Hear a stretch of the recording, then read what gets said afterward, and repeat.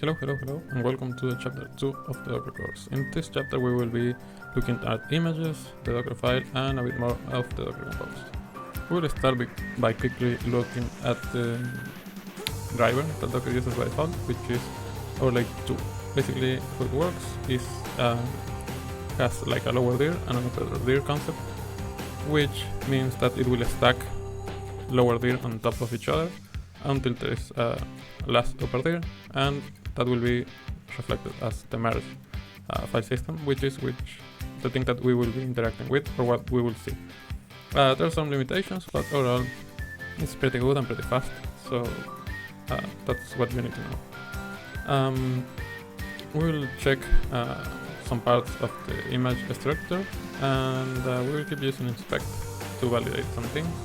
For example, remember from the last chapter for image, you can see the config part, which user we set, environment variables that were configured, the CMD, place on entry points, there's no the working there. Also, we will see the layers, and last, the driver. And if we check, we will see that the driver is in fact overlay 2. We can see in the lower there all the layers, one on top of another, and then the merge and the diff. Diff is where the changes will be, but merge is the one that shows everything, right? If we use Docker history, we can see everything that happened in our image from bottom to top.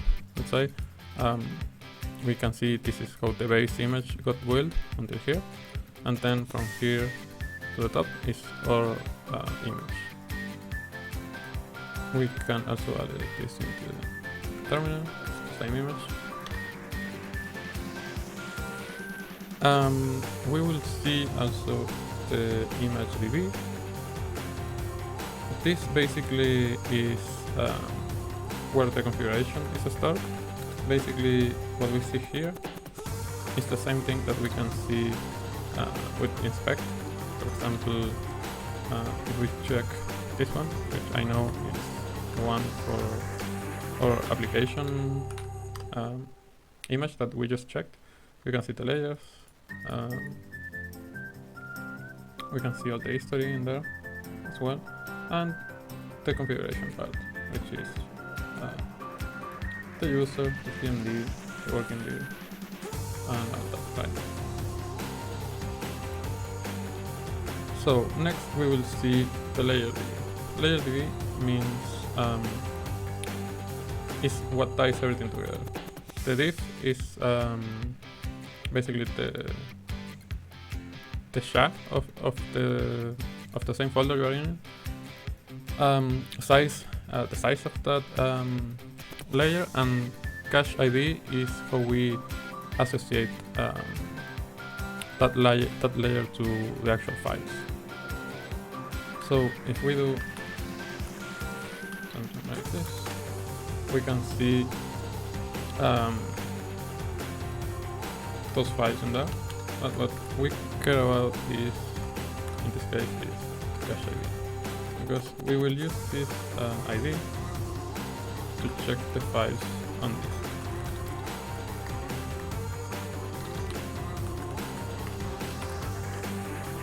And if we check the disk folder, we can see all the files that are from that image, right? Then we have how a container looks like, which is basically a bunch of layers, which is the image, which is read only. Then we have the read write layer, which goes on top of the image, and this can be used in two ways: to write something inside the container, or to commit those changes and create a new image. We'll see an example shortly on that. Docker uses this mechanism called co, or copy and write, which is very efficient for this kind of file systems. But let's go with example first.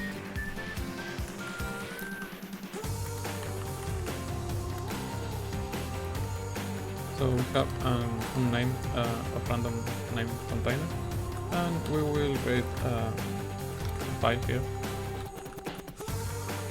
with some text in it.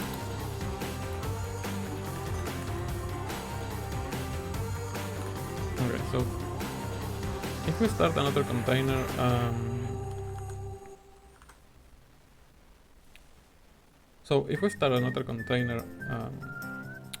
with the image that we just used, this file won't exist anymore. But there is a way to actually persist that, and it's basically what Dockerfile does when we are creating an image, and that works that way because basically it's an isolated way of reproducing those wheels, right? And it will be unsafe in most cases to run things on the host. So we can take advantage of this doing commit.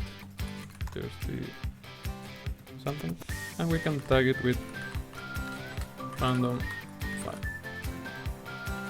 Which is good. Like that. Random file.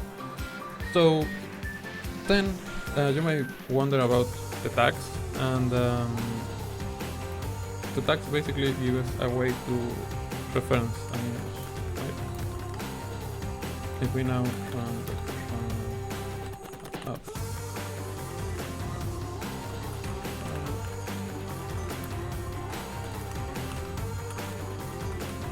we can see that our file is there. And if we check Docker image history,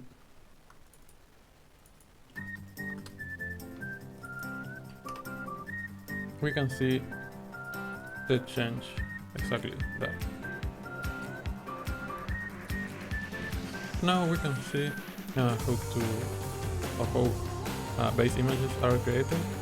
In this example, we are looking at the Debian one. They use this tool to build the root file system, which is basically what will generate all the files, install all packages, and everything, so we have an image ready to use. From the Docker documentation, we can see how using dbootstrap we can quickly generate and import an Ubuntu image. It's not that we need to do this. This one is also from Alpine. Similar process. They just add the image, call the shell. That's pretty much it. In most cases, you won't need to create your own base image, and just you are doing something very specific. But what we are interested in here is the scratch image, which is a special image. Basically, it tells Docker that's the first layer of that image, and that's an empty layer, basically. It's a special image, so there's limited things that you can do with it. For example, if you have a binary, you can do from scratch, copy your binary, and then just call your binary. And that will be pretty much it. A really efficient image. Now, let's go back to tagging and pushing. So basically, when you build, you can tag multiple times your image. The idea is to keep immutable tags and immutable images, right? So you know and can reproduce at every stage the same result. So basically, if you didn't tag during build, you can always tag using the SHA or using the recursion tag and using a new tag. We will quickly see how to use Docker tag to tag this image, so we can upload that to Docker. So basically we need to put our username, and then we will call it demo app. And if we do Docker push, this will work because I already created the registry, the repository in the registry, which is called demo app. It's public, so you can see that the image is here, and we can see what we added with commit as the last step. Even if it doesn't reveal much, we can use dive, a tool that we will check later on in the advanced section, to explore and investigate images. Well, for now, that's enough. Now you know how to push, and the same works for pull when you want to fetch an image from that one. So when using Docker, you will notice that it can take a lot of space. So Docker provides this utility systemdf, which will tell you how many space is used in images, containers, volume, and the will cache. So you can delete containers with rm. For example, if we check the APS, we still have that one running, which we will remove. And now we can do docker rm content container is one. If we do docker container run -f, we will remove all the containers that are stopped. We can also delete an image manually using docker rmi. Basically, we just add the I at the end and use the image and the tag or the shell. If we use image prune -f, it will delete all images that are not being used. Be careful with the F because it won't ask. The same from volumes. So what do we know until now? Basically, an image is composed of layers and a configuration file, which is the JSON file that we saw. Then we have the container engine, which is Docker in this case, and the runtime, which we will talk about this one in the advanced chapter. So we pass all the image layers, the overlay driver does its job and creates a root file system directory for us. From the other side, we use the CLI to pass some options. The container already has some configuration. The image, I mean, has some configuration already. And then there is the engine configuration, which creates this confile JSON, which is what runc will use to generate our container. It will talk to the kernel and do all the heavy lifting, so we will get our container running.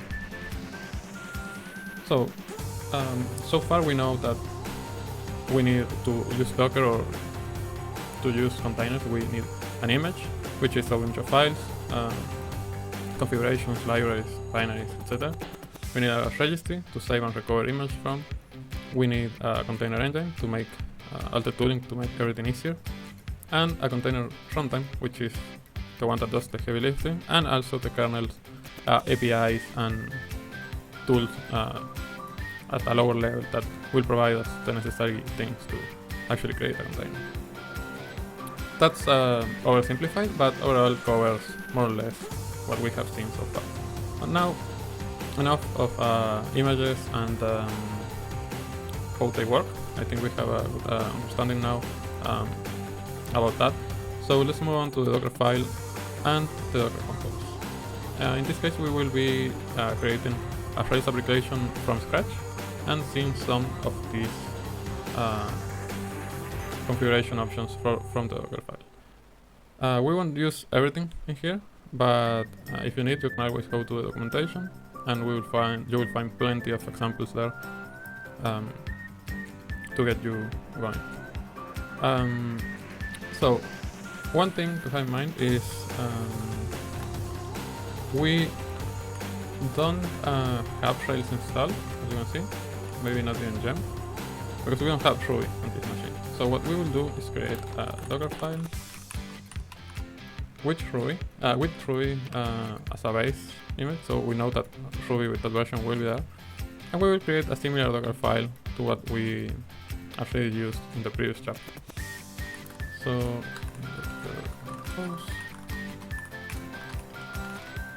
nothing new really here.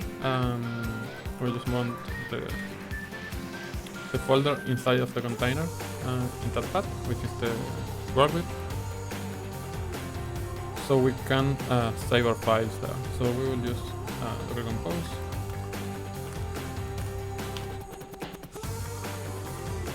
Okay, so now we have a shell. We can see that it's really fast because most things were already in the cache. The next step is to install Rails. We'll create our Rails application using Postgres as a database. Okay, now we will do a quick test to see if this works. This will throw errors because of the database, but we can switch the container. Our application kind of works. So we can exit this container. Our Rails application now exists. And we need to make a few changes because we want to use a process and we want to be able to configure this in another way, right? So we will add all that configuration, which basically will allow us to override the host, the username, DB, and password using environment variables. Okay, so with that done, the next step is to update our Dockerfile. Basically what we are adding here is the health check. We are telling it to basically run every 10 seconds and fetch the main URL. With that in place, we will know if our container is healthy or not, and this is mostly done for demonstration purposes here than anything else, as in development you don't usually need the health check. We will copy the files and run bundle install and finally execute the Rails application. So now we need to update our post. We will copy everything because it will be faster, and then we can check the differences. Then we first add a secret section down below, and basically this is a secure way of adding or mounting secrets in a container. Then we need to tell it to the container that we want to mount that secret, and we can use it then telling the image that we want to set the DB on that file. This is only possible because Postgres supports this way of configuring a password, for example. And then we can go to the application, which has some interesting bits. So now we have the environment variables configured there. Everything looks normal. We have DB, so it's called DB here for the host. And we have a watch in here, which basically will rebuild the application when there are changes. And we can check on this later. We can also add a sync in here to copy the files instead of mounting the volume, but I prefer the volume for now. Okay, so you might be wondering where those variables are coming from. By default, the Docker Compose file will read this file .m, and any variable that you put here will be available to the Docker Compose. So we also have this file that we need to create for the DB. If you're going to use this approach, be sure to add those files to your Git ignore and to your Docker ignore, so you don't commit accidentally secrets that shouldn't be there. Now let's run this command.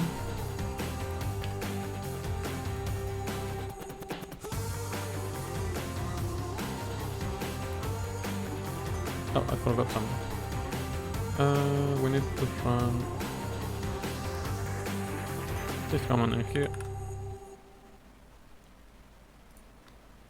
because otherwise from the Docker container we won't be able to write to the gem file.log.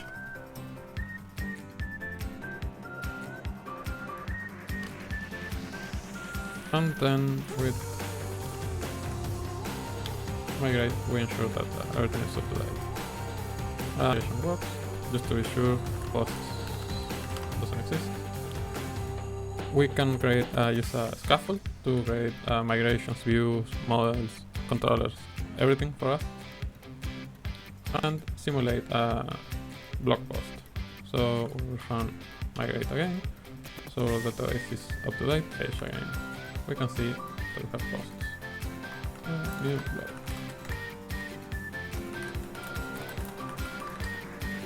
we can create a post, show it, and it might be wondering is what happens if we edit a file in here. For example, use post index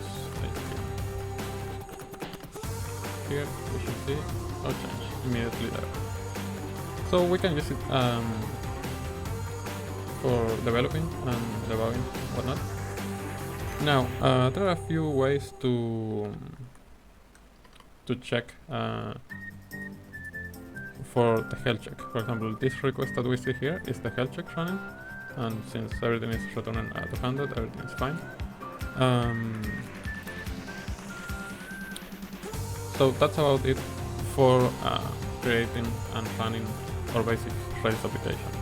Now you might have noticed that we have another Dockerfile which is created by default by the generator for Rails, and this is for production. It's designed to be run for production. It's not intended for development, as it has many optimizations, as it's a multi-stage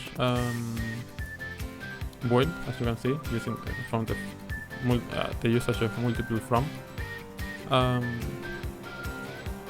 So basically what this does is first it installs some libraries and dependencies. This is an optimization to reduce the size of the layer, because otherwise the size can only grow and it will be hidden, but the previous layers will be stacking that size, right? So there is a way to compact that, which is using a squash, which will put everything into one layer, but we don't use that very much. Then once we have the base image with all that configuration and libraries, some more things specifically that are required for the build are installed here, and then as you can see, the gem file and the gem file.doc are copied, bundle install, run, then the bootstrap recompile is to optimize the application. There's a comment here that we can see, it's just for that. We can override this later, and then on the final image, which is what we will see as the production image, we copy files from the other stages, and add a group and a user, change some ownership, and just set that user and group. This is to entry point is to put this as the main call, let's say, when you do Docker run. So this is usually done when you want your image to behave like a binary. So when you do Docker run my app, it's just like running your app command. And then cmd is like the rest of the argument. And as you can see, it's just a start by default the Rails server. So if we build this thing and then check for the size, we will see that is way smaller. It's a big image anyway. Depending on the environment and what you use, it will be more or less this the case, like easier to reduce the size or not. Okay, now that this is finished, we can check the size, and as we can see, it's more or less the same as we can see in the page. And the production image is still quite big, but it's about half the size of the development image. So that's a good optimization. It can maybe be better if we use other base image like Alpine, for example, but for now I think that pretty much covers it. We want our image to be like this cut in here, because you save on bandwidth, on time, and probably security, as there are less libraries and binaries in your image that could be possibly exploited. So send me an image of your favorite mega chunker, and the winner will be posted on LinkedIn. Congratulations on reaching this far, and see you in the next chapter.